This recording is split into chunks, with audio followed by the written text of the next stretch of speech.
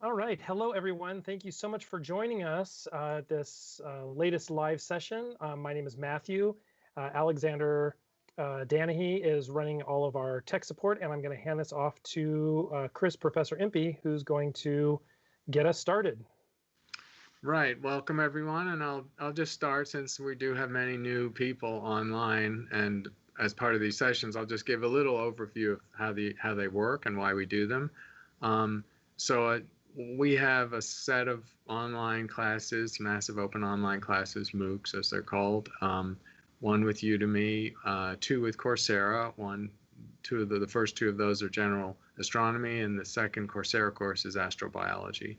And so this is our live session where we answer questions from all of you who are aware of or enrolled in these courses or have been in the past to ask any question you want about astronomy. The enrollment in these classes has surged in the time of the coronavirus by a factor of 10, an amazing number of people now enrolling in these courses, not just mine, but others. And also the number of people on these live sessions has grown. So I ask for your patience and forbearance. There are many more questions in each live session. Either you can submit in the chat window or by email. Many more than I can possibly address in any given hour. So, and we try to keep a balance of the subject matter and not be too repetitive, and try and get some new questions about new topics. So you may not get your question answered. If you're interested afterwards or just want to revisit some of the material, this live session and all our live sessions will be, or eventually are put up on YouTube after not too long, and so you can explore them subsequently. Meanwhile, floor is open for your questions. Excellent. The first question is from Armando Gleiser, who's on with us live. Magnetic fields are everywhere in the universe. Do they have any influence in the origin and evolution of the universe? That's a good question. Interesting question we've not had before. I like novel questions. Yes, magnetic fields seem to be fundamental in the ingredients, the collapsed objects in the universe, which is to say, the normal material of stars and planets entrains magnetic fields. So most stars, essentially all stars, and most planets, but not the very small ones, have magnetic fields. So that's an abundant ingredient of the universe. We also find magnetic fields, much weaker magnetic fields, associated with the region between stars, the interstellar medium, and indeed we find magnetic fields associated with entire galaxies or regions that go beyond galaxies where plasma exists. So magnetic fields are a fundamental component of the universe. Magnetic fields can exist in physics anywhere there are charged particles, and you create a magnetic force. You have an electric force which couples to a magnetic force. The question of where the magnetic fields of the universe came from, well, they came like all matter and radiation in the universe from the Big Bang. And then when gravity formed collapsed objects, tiny or trace seed magnetic fields could be amplified by collapse. And that's how we have situations where when a dead star, like a pulsar, collapses, it squeezes the magnetic field of a normal star like the sun to a magnetic field that's literally trillions of times stronger. And so in some astrophysical environments where gravity has caused a lot of collapse, you can have incredibly strong magnetic fields. But most of the magnetic fields in the universe are actually quite weak. They're not all completely understood. It took a long time for the magnetic field of the sun and the solar cycle, its periodic reversal, its building up, and then its destruction and reformation by the dynamo mechanism. It took a long time for that to be understood. So magnetic fields still are not mysterious, they just involve rather complex physics, and so that's why we haven't fully understood all astrophysical magnetic fields. Excellent. Thank you very much. The next question is from one of our live viewers. And I'm sorry, I kind of lost my place in the chat. The next question is from one of our live viewers, Saransh, who would like to know, why haven't we explored the dark side of the moon very much? Well, it's partly because we haven't had a lot of lunar exploration going on. NASA and two other countries, the Chinese and the Indians, have had lunar missions in the last few years, and there have been lunar orbiters that have explored the dark side of the moon from orbit. We haven't had a lander on the moon, and we haven't explored in detail the geology or the nature of the dark side of the moon. It's not fundamentally different from the side of the moon that we see all the time. The geology and the structure and the chemistry are likely to be very similar. Astronomers are interested in the dark side of the moon because it would be an incredibly effective place to build telescopes, either optical telescopes, completely dark, no earth-shine light, no natural light, no atmosphere, of course, to blur the light. Also an incredibly good place to do radio astronomy, where you want shielding from all terrestrial sources of radio interference. So astronomers are very interested in the dark side of the moon, and indeed hope eventually to have a base, an autonomous base there, not necessarily with astronauts, from which to do astronomy. So the dark side of the moon is of interest. It's just that in the priorities of solar system exploration, Mars has had a lot more attention, say, than the dark side of the moon. All right, thank you very much. The next question is from Tom Story, who's on with us live, who would like to know, what is a virtual photon? Why are they important? And are there other virtual particles? Yes, there are virtual particles and virtual antiparticles. And virtual photon or virtual particles or antiparticles are particles that are created evanescently, or rather, which is to say they come and go in extremely short intervals of time, and so they don't travel any particular distance. The vacuum of space is not nothing. The vacuum in physics terms actually has the potential of some amount of energy in it. And that energy can be borrowed from the vacuum of space for a short amount of time, determined by Heisenberg's uncertainty principle. And that can lead to the generation of a photon, which is a packet of energy, or the generation of a particle-antiparticle pair, which is, a pair of physical entities that come into existence and then annihilate and go out of existence on very short timescales. The reason we know the vacuum has the energy or has the potential to create virtual photons and virtual particle-antiparticle pairs is from a phenomenon called the Casimir effect, first seen in physics over half a century ago, where there's a tiny amount of pressure that can be manifested in a lab experiment from the vacuum that indicates that these processes happen. So even though when you talk about a virtual particle or a virtual photon, it sounds like they're not real, their existence, their very temporary existence, actually can be demonstrated with lab experiments. Excellent, thank you very much. All right, the next question is from, again, one of our live viewers, who would like to know if you could please explain in detail the two methods that we use to find exoplanets. But I think there are actually more than that, so you can talk about that. More, but there are two that have led to the lion's share of exoplanets in catalogs, the 4,000 or more now that we know. Those two methods are, the first method that was used to discover the first exoplanet, leading to the award of a Nobel Prize just a year ago, is the Doppler method. And that's essentially looking for the planet indirectly by the fact that it tugs on its parent star as it goes around the star. It's called a reflex motion. And the manifestation of that reflex motion as a Doppler shift of the star is the way that the first planets were discovered, and many hundreds of planets since have been discovered by that. So that's the Doppler method. Again, it's an indirect method. The planet itself, the exoplanet, is not seen. It's diagnosed, and its mass is measured by its effect on the parent star, tugging the parent star as it goes in its orbit.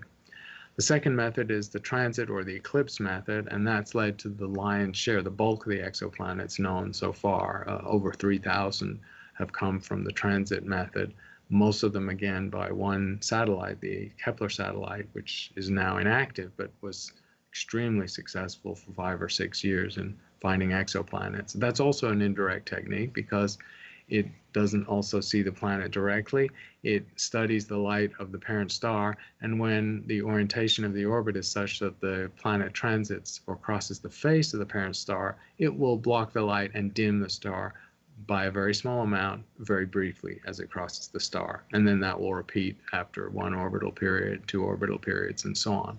That's also been very successful, very sensitive technique, able to find less than Earth mass or Earth-sized planets. And those are the 2 major techniques.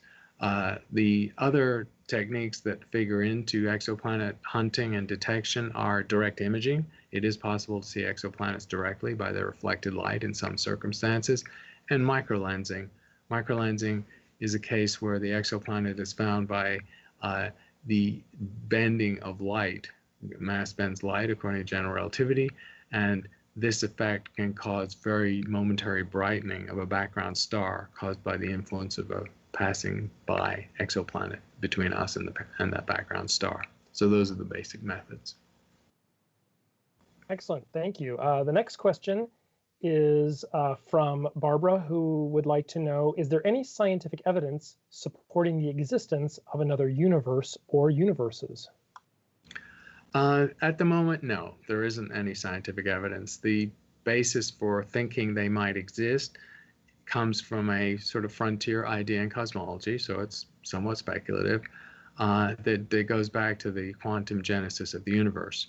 In the standard Big Bang model, if you trace time back far enough, you get to a point where the universe was smaller than an atom, and indeed there's an idea that the Big Bang event itself was a sort of quantum event because it occurred on the scale of quantum phenomena in the present-day universe.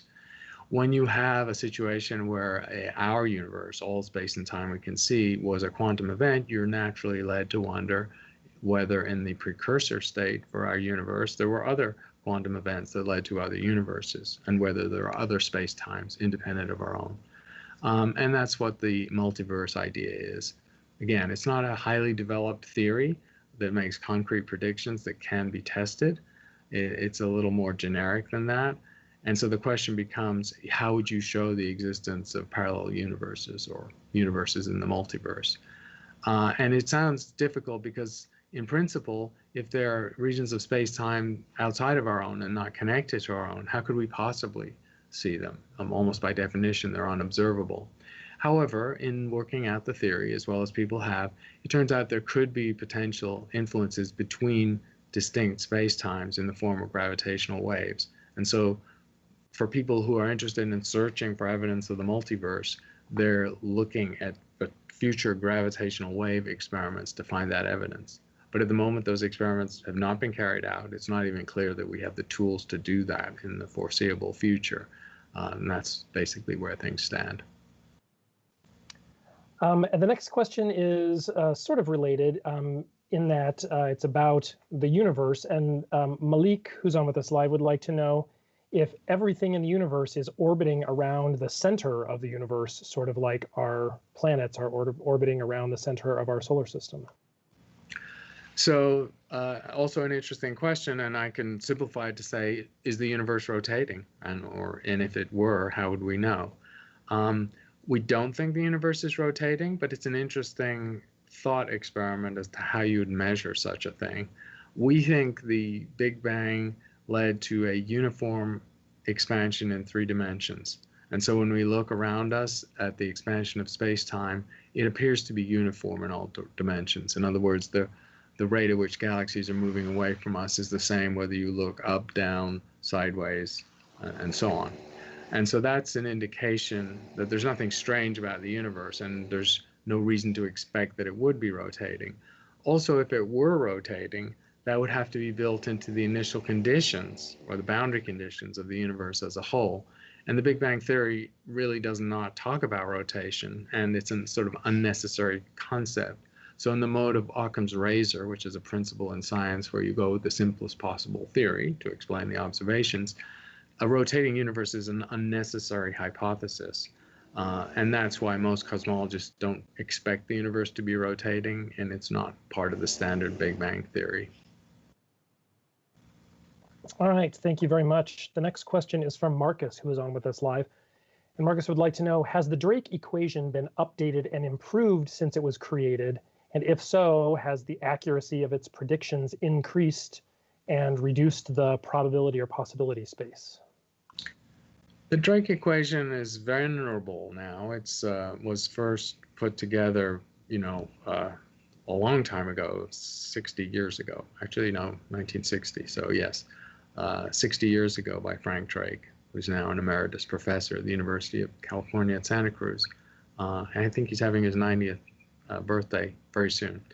So the Drake equation is a foundational construct of the search for extraterrestrial intelligence. And there are a few researchers who've tried to modify the terms of the Drake equation or recast it. And most of those recastings involve looking at the idea of habitability, because that's essentially where the work on the Drake equation now rests. It rests on, given a planet that could potentially sustain life, what are the odds that it actually does? That's an experiment we have to do. We have to find out how many of these vast number of habitable worlds we've inferred the presence of from exoplanet research are actually inhabited by microbes. So most of the work of changing the Drake equation involved, how do you define habitability, and can you combine some of the terms that way? But the basic big picture of the Drake equation hasn't really changed. It's a series of factors, the first of which are astronomical and have now been measured, the rate of which stars are forming and the rate of which new planets are forming, the average number of Earth-like planets around any star, and the number of those planets which might be habitable in terms of having the right temperature on their surfaces. Those are all measured quantities. The next set of factors are all unknown, and the pivotal one, of course, is given a habitable planet that could potentially have biology, how many of them actually do have microbes or have gone to the first step of life? That's something we hope to measure in the next decade by experiment.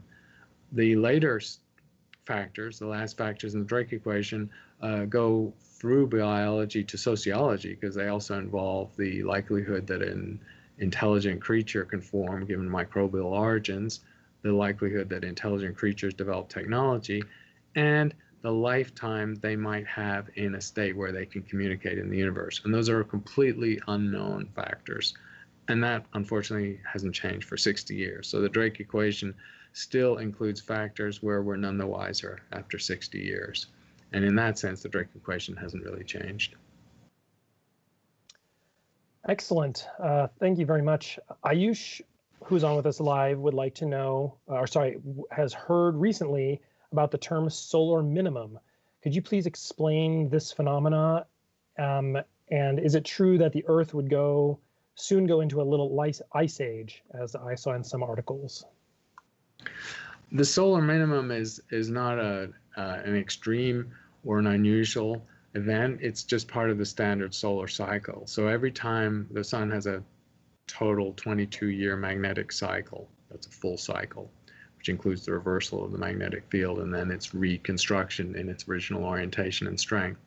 So in that 22-year period, there is a minimum, and that solar minimum corresponds to a sunspot minimum. Sunspots, remember, are essentially telltales or tracers of the sun's magnetic field, where magnetic field lines percolate or bubble up to the surface, and we see pairs of sunspots, which are essentially tethering magnetic field lines in the sun's plasma.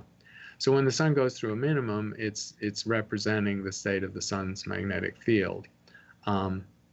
And the sun has various minima, and there was a very deep minimum in the last solar cycle that actually led some people to wonder whether the sun was actually going to recover its sunspot and magnetic activity. It did indeed, but it was a sunspot minimum where essentially the sun was clean of sunspots. There were at least one or two small ones observed, but that was about it.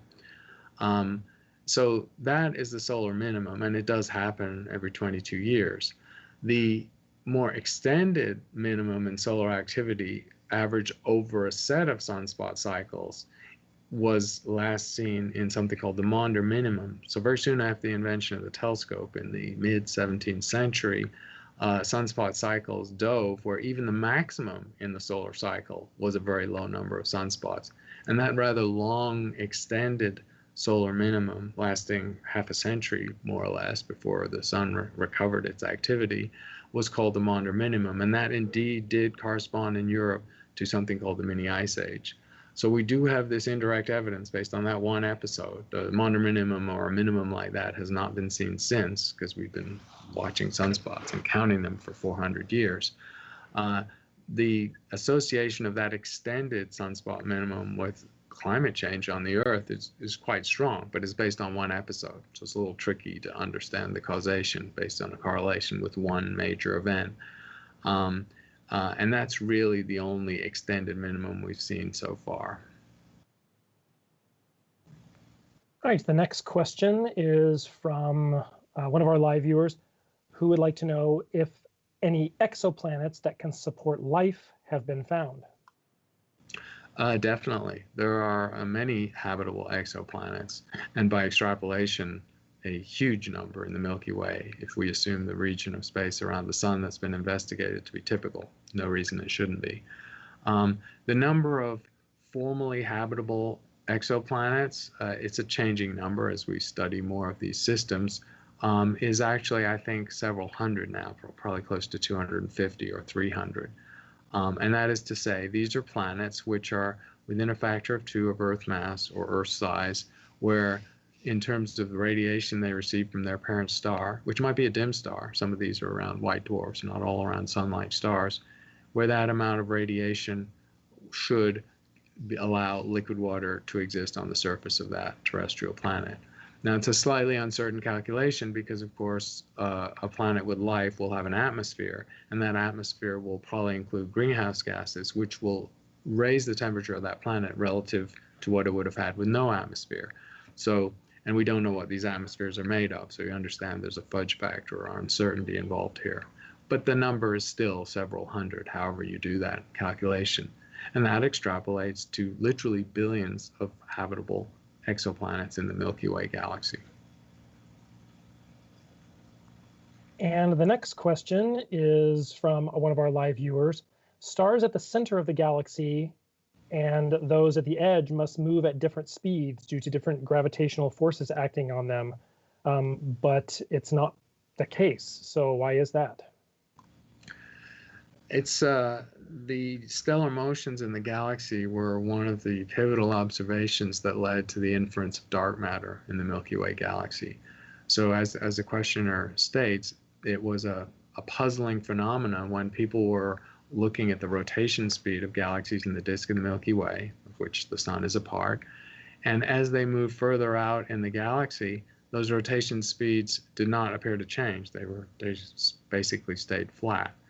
Now, the reason that's surprising is because if the mass of the entire Milky Way galaxy is concentrated in the visible material, the stars we see, once you've gone beyond the bulk of the stars, the rotation speed should start to diminish. And the analogy of that is the solar system, where all the mass, 99.9% of it, is in the sun, and the orbital speeds of the planets diminish with distance from the sun, according to Kepler's law.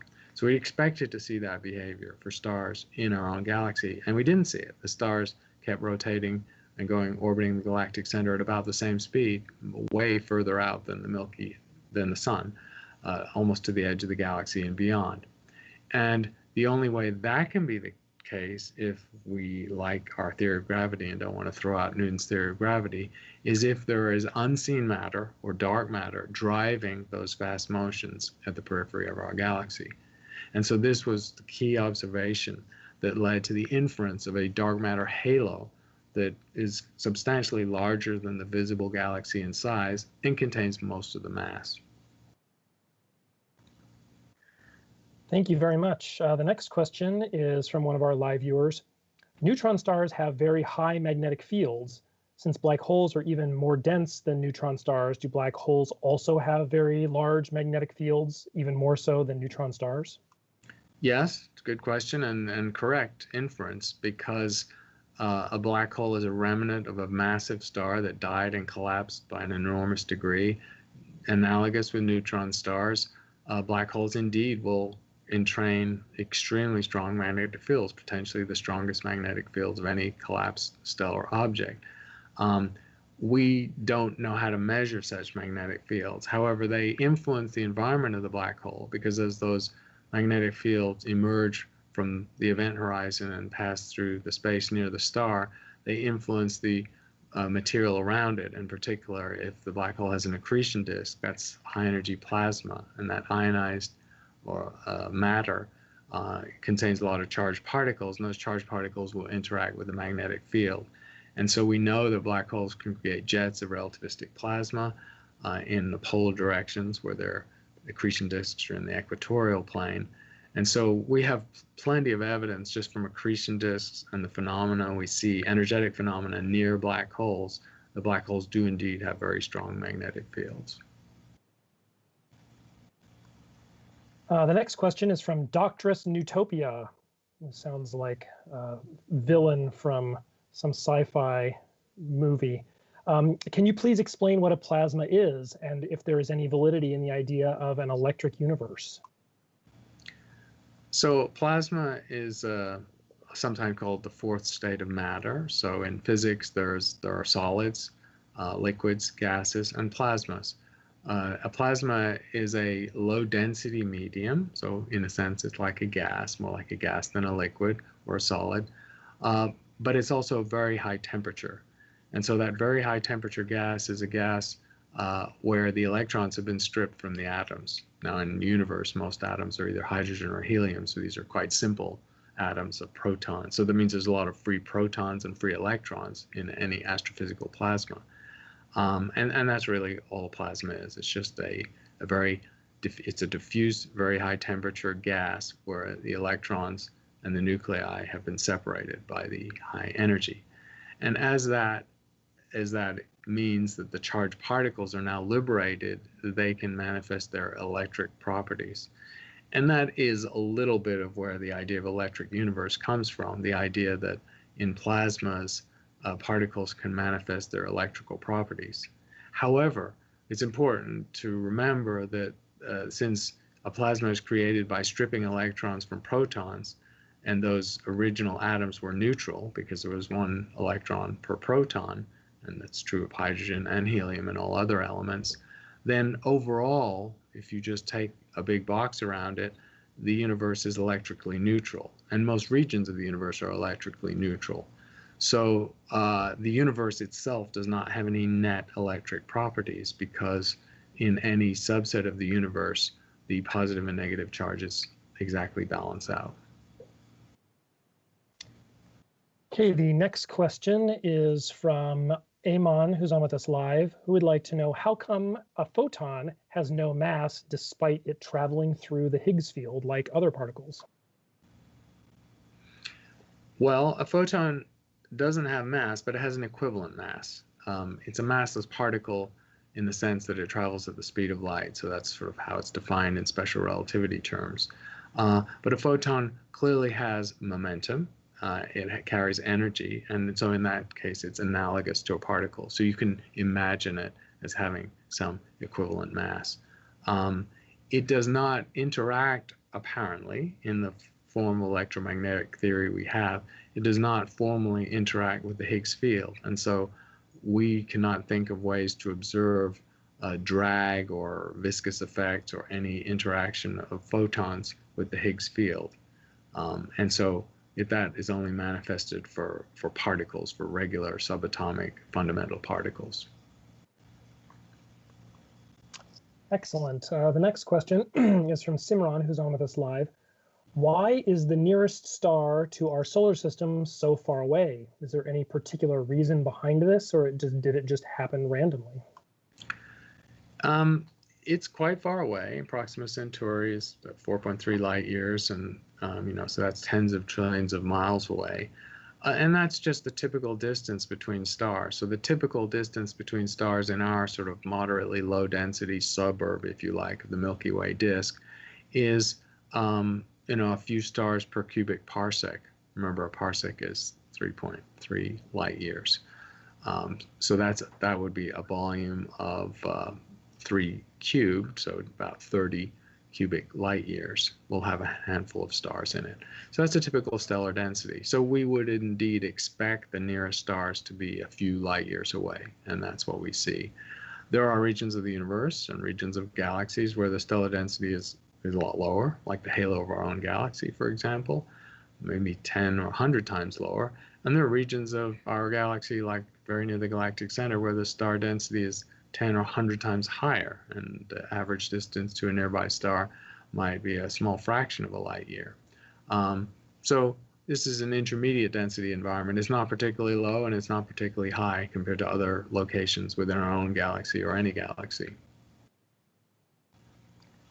The next question is from Ryan, who is on with us live, who would like to know, in the early universe, did stars form somewhat uniformly and then collect into galaxies, or did galaxy-sized clouds of gas form and then stars formed in that cloud? That is a very big question that the James Webb Space Telescope is in part designed to answer in the next few years.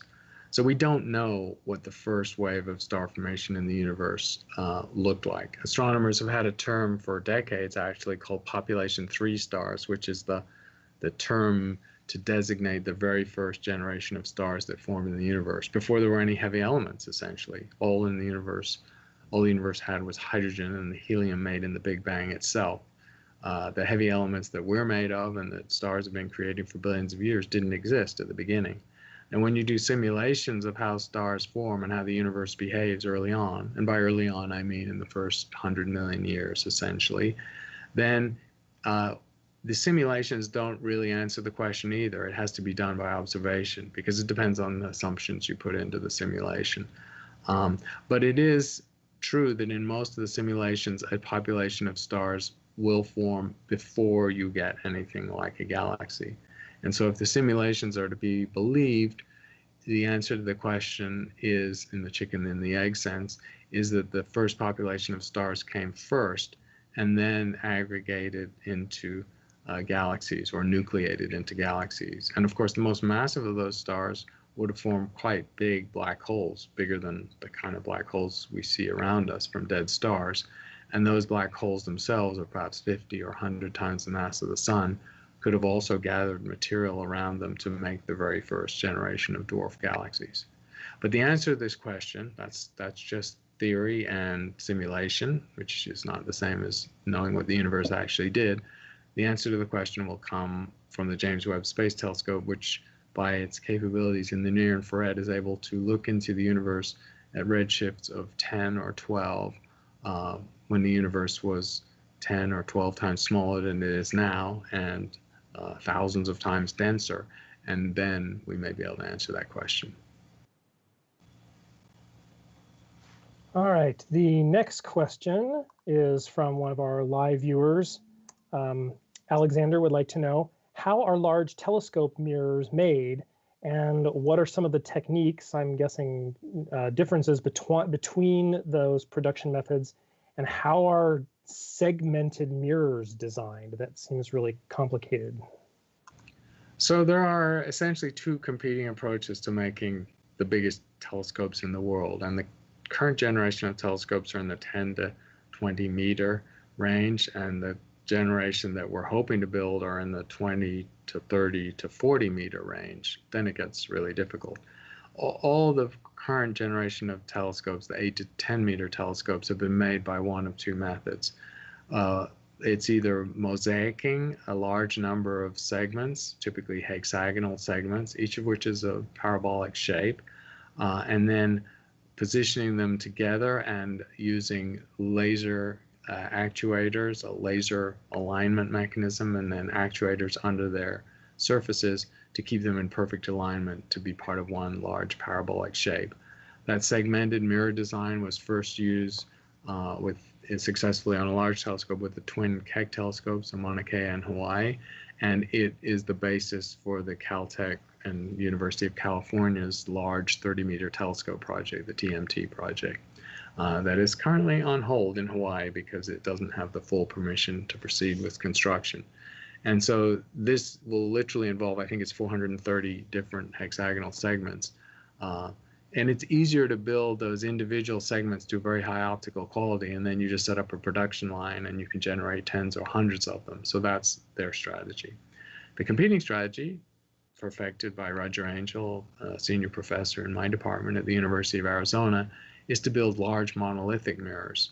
And we have a mirror lab under our football stadium that can cast mirrors up to 8.4 meters in diameter, single mirrors.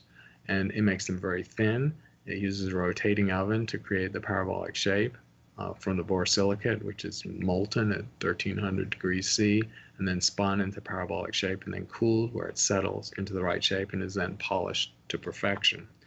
When you want to go bigger than 8.4 meters, as we do with our Giant Magellan telescope in Chile, then you take multiple of these 8.4 meter mirrors and put them together like the petals of a flower to form in our case, a 22.5 meter telescope that's under construction in Chile. So that's our strategy for building the largest telescope in the world, and the California team are using the different strategy, the segmented mirror strategy, to build what they hope will be the next world's largest telescope. All right, the next question from one of our live viewers is, what form of energy do you get when matter merges with antimatter? The form of energy you get is electromagnetic energy, photons.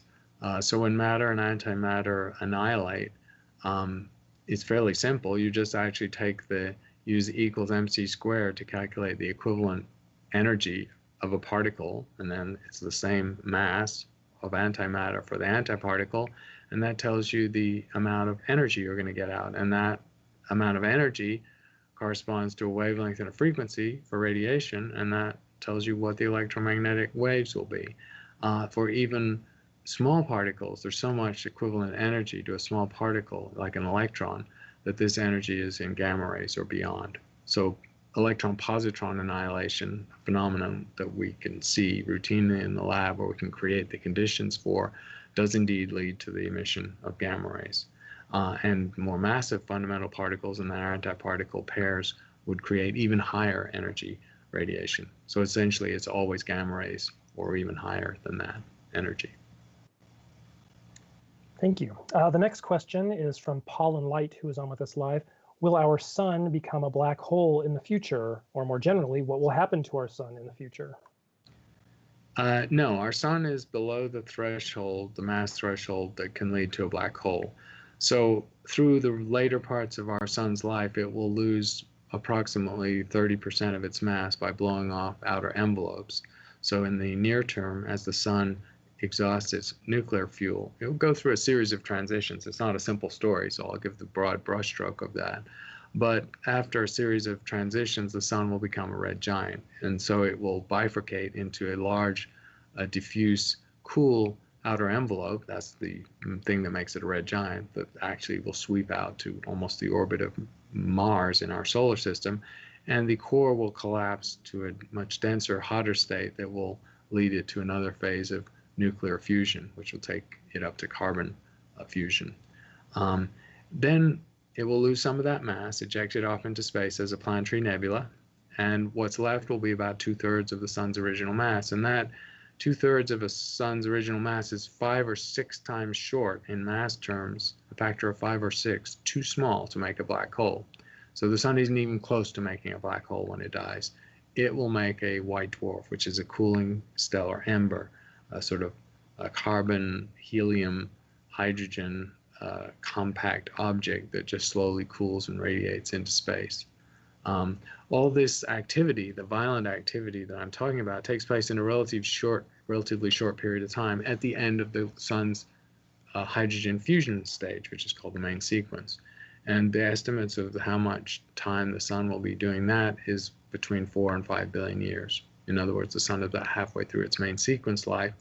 After that, it'll go through a series of more rapid cataclysmic changes, lose 1/3 of its mass out into space, and the 2/3 that are left will collapse into a white dwarf. All right, the next question is from Daniel, who's on with us live. Can you share your thoughts about the next astrobiology mission, like Europa Clipper or Titan Dragonfly? Which one do you think is our best hope of finding anything between Europa, Enceladus, or Titan? So in terms of astrobiology missions, I'll answer the question as it was posed in terms of the solar system. There are astrobiology missions, of course, follow-ups to the Kepler mission and the TESS mission, which are currently active, finding exoplanets. There are life detection experiments that are planned for exoplanets. But if we stick to the solar system, then yes, these two missions that are on the drawing board and will probably be funded to go to Titan and Europa are very interesting. The Titan mission, the Dragonfly mission, which is essentially like a drone technology, going around through the Titan atmosphere, landing in the methane liquid lakes and sampling them and doing some chemical analysis and looking for biochemically interesting molecules, if not actual life itself. That's a very exciting mission.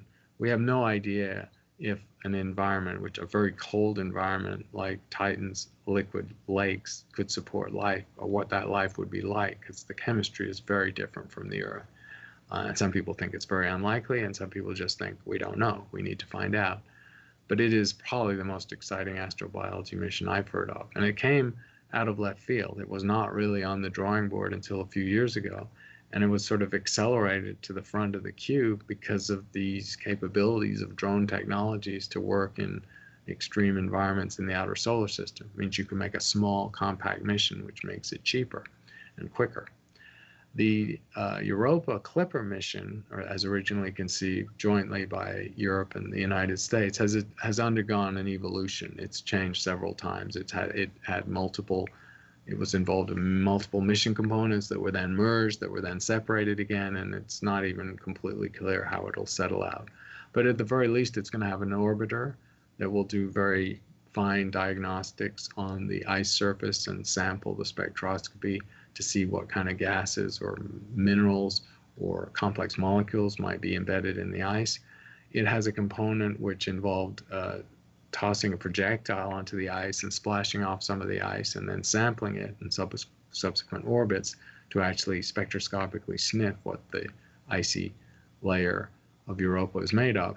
And then a more ambitious component, which is not fully funded or locked down, was for a lander. And that lander, of course, could do direct sampling of the Europa environment. Europa has a fractured, chaotic ice surface, so a lander is a very tricky mission to imagine doing successfully.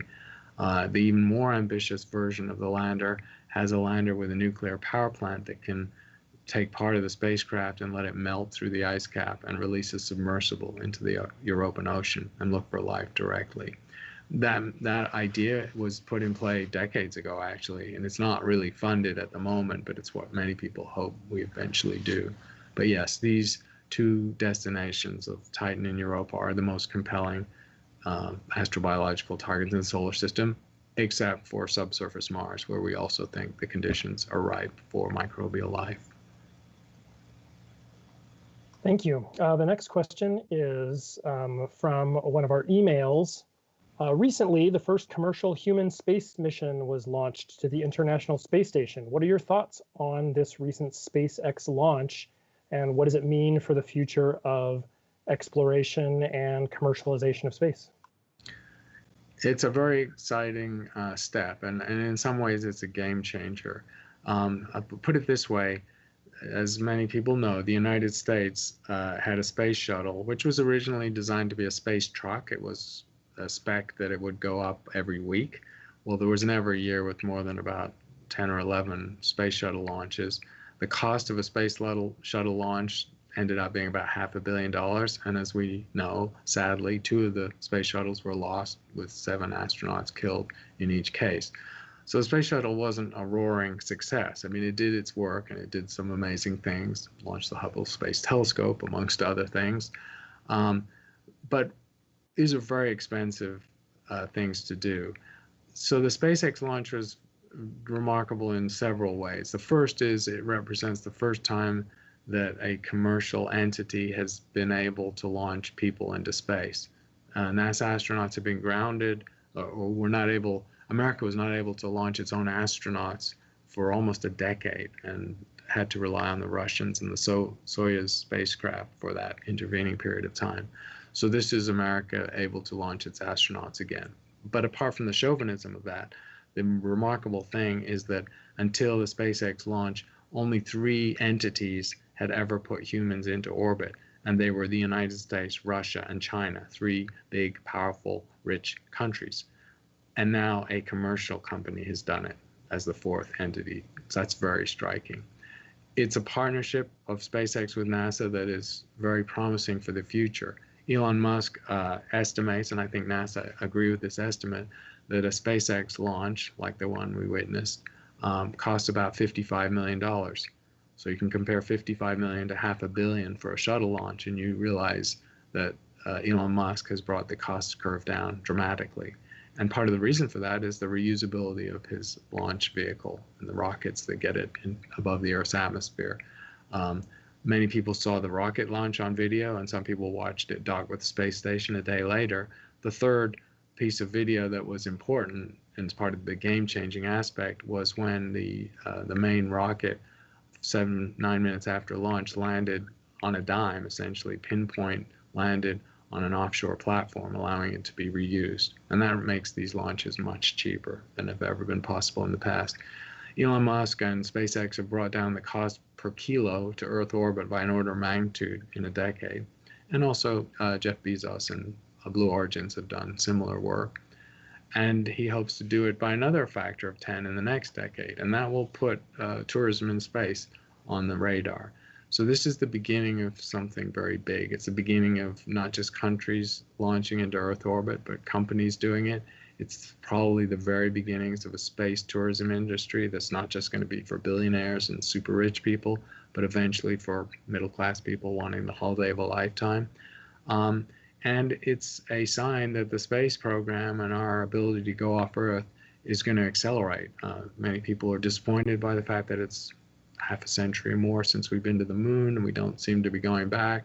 The shuttle, last shuttle landing, I saw the last shuttle land at Kennedy Space Center almost 10 years ago, and it was grounded several times after there were destructions of the shuttle, and then we didn't have a shuttle for a while.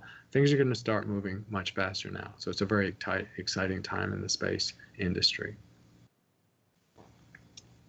All right, the next question is from Sathish, who's on with us live. What are some of the technical biomarkers that we are looking for to search for intelligent life outside of our solar system? And are there any projects other than SETI that are doing this kind of work? So looking for a biomarker in general is just a sign of life. And so astrobiologists think of biomarkers in terms of molecules that might be present in a planet atmosphere that would indicate microbes in that atmosphere. So that's not intelligent life. The biomarkers for intelligent life are somewhat different, and they of course have to indicate high level functioning, not just the existence of metabolism or biology. And of course, usually that means looking for artificial signals that have been created by a sentient being or an intelligent entity, as we would create signals and we communicate through radio and television technologies. So most SETI involves looking for artificially generated radio signals that have patterns that indicate some intelligence or some pattern. And also the same method can be used for optical radiation, because we know how to make very powerful pulsed lasers that could be seen across large regions of space, and we can speculate that other intelligent entities could do the same thing. So those are the two classic modes of SETI, of looking for the biomarkers are essentially pulsed or orchestrated radio signals or optical signals. A third biomarker, potentially, is the use of energy by an alien civilization. If an alien civilization, for example, traps the radiation of its parent star with a Dyson sphere, that radiation, most of it will not be used directly. It will have to be re-radiated at infrared wavelengths. And so an infrared excess around a sun-like star could potentially indicate that an intelligent civilization is trapping that energy and using it for their benefit with some amount of waste energy. So that is a way of saying the waste energy released by a civilization is an indirect form of a biomarker. Nobody's really thought of a very effective or efficient experiment to do that. There are a lot of false positives in those kind of experiments, so they're even hard to design. But that in principle is the third way. The fourth way, of course, is something that we would just call an artifact. Science fiction has involved these ideas in the past, where aliens have created physical objects and distributed them through interstellar space and put them on the surfaces of other planets or in orbit around those planets. And if we found such an object as an artifact, of course, it's a biomarker. It's a marker of a civilization somewhere else. And again, we've not seen one of those yet either. All right, this next question is from a couple of different participants.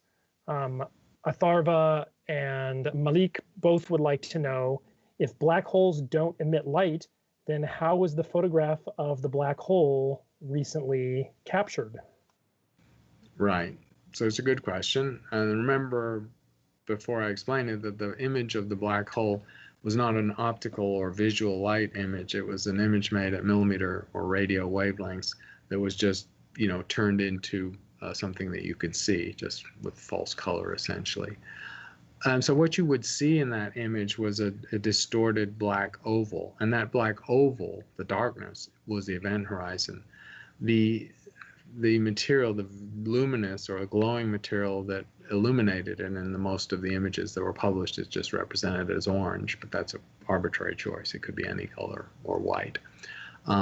That radiation is coming from very hot gas, plasma, in the vicinity of the black hole, an accretion disk. So most black holes, because they're orbiting or because they're spinning, will have material entrained in their equatorial planes that gets heated up because there's a large gravitational potential there, a lot of gravitational potential energy to heat up material, and it, as a plasma, it will radiate in X-rays, and some cooler parts of it will radiate as radio waves or visible light or infrared light. So the glow that you've seen that outlines the event horizon is caused by very hot gas around the black hole. And the distortion in the distribution of that glowing material is caused by general relativity. It's caused by the effects of extreme space-time distortion. So the shape of that glowing material in those images was one of the ways we tested general relativity, and it passed those tests. All right, the next question is from an email from Brad, who would like to know, I'm sorry, I didn't grab it. Could Jupiter one day become a second sun in our solar system? That's a nice concept. It goes back to Arthur C. Clarke, who wrote a book about it. Actually, maybe more than one book. And the answer is it's very far from being a second sun. So Jupiter is very far below the threshold for the lowest mass star. The lowest mass star is 7% of the sun's mass, and Jupiter is about 1% of the sun's mass. So you can see that you don't just add a little bit of mass to Jupiter to make it into a star. You have to add way more than the mass of Jupiter itself to make it a star. And so in that sense, that science fiction concept was a little far-fetched, because you'd have to turn Jupiter into a completely different object by adding a lot of mass.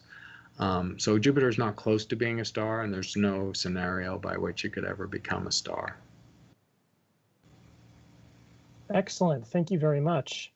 The next question from one of our live viewers is, does dark matter only exist in the vacuum of space, or does it exist here on Earth as well?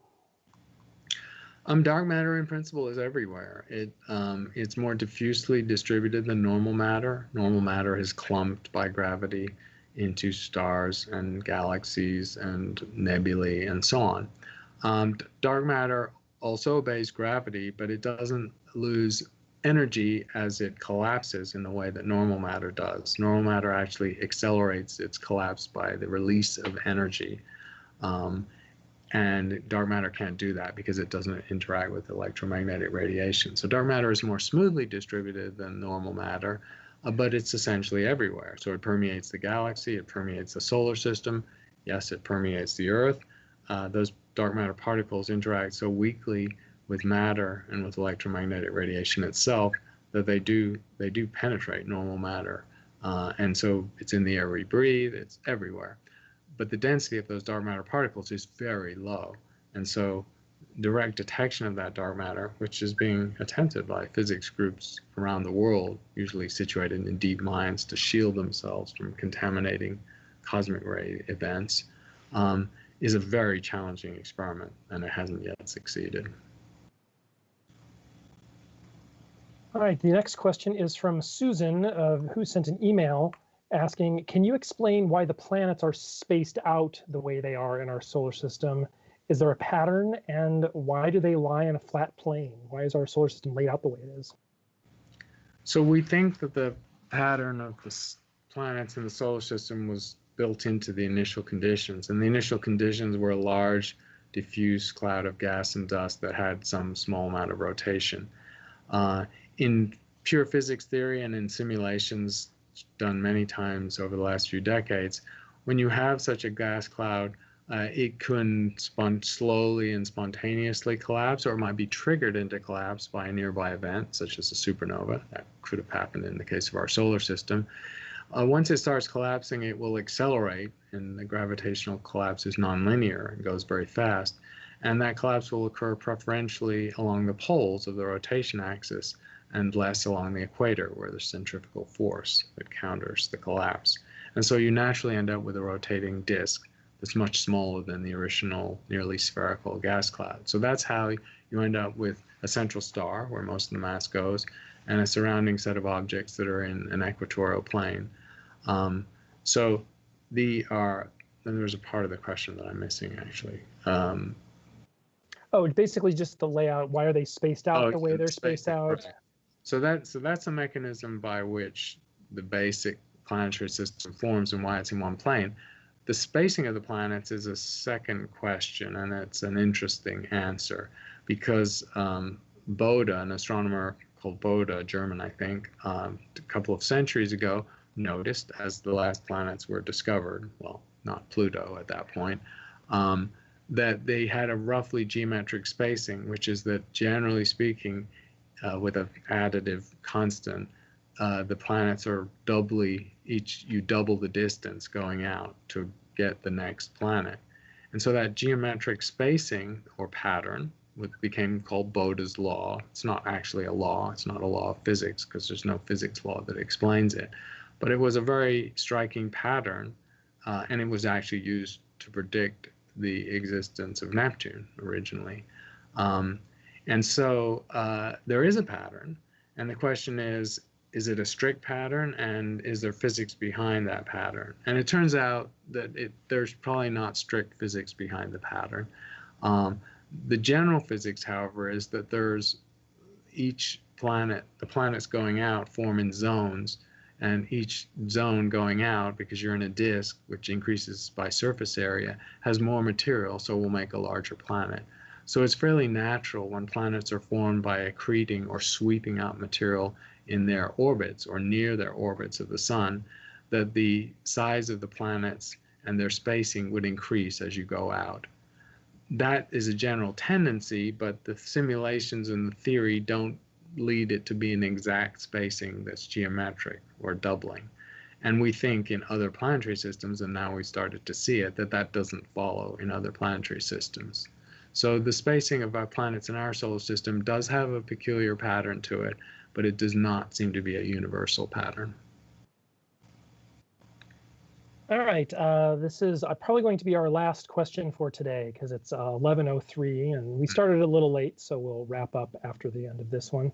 But Pashupati sent an email and says, I have heard that Bose-Einstein condensates are the fifth state of matter. Can you explain what these are?